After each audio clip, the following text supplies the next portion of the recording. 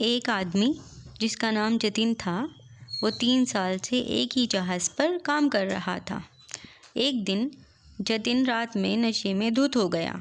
ऐसा पहली बार हुआ था। कैप्टन ने इस घटना को रजिस्टर में दर्ज किया कि जतिन आज रात नशे में धुत था।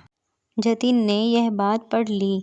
जतिन जानता था कि इस बात से उसकी नौकरी पर बुरा असर पड़ेगा, इसलिए वह कैप्टन के पास गया और फिर माफ़ी मांगी और कैप्टन से कहा कि उसने जो भी कुछ लिखा है उसे आप ये और जोड़ दीजिए कि ऐसा 3 सालों में पहली बार हुआ है, क्योंकि पूरी सच्चाई यही है।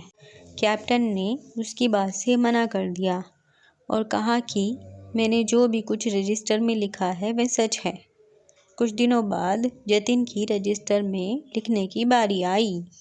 फिर उसने रजिस्टर में लिखा, आज की रात कैप्टन ने शराब नहीं पी है।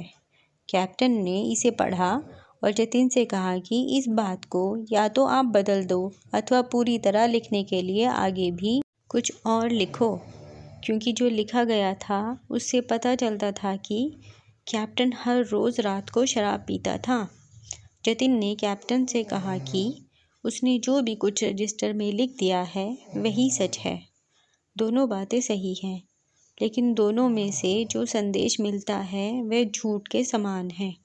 दोस्तों, इस कहानी से हमें 2 बातें सीखने को मिलती हैं। पहली, हमें कभी भी इस तरह की बात नहीं करनी चाहिए जो सही होते हुए भी जिससे गलत संदेश मिले।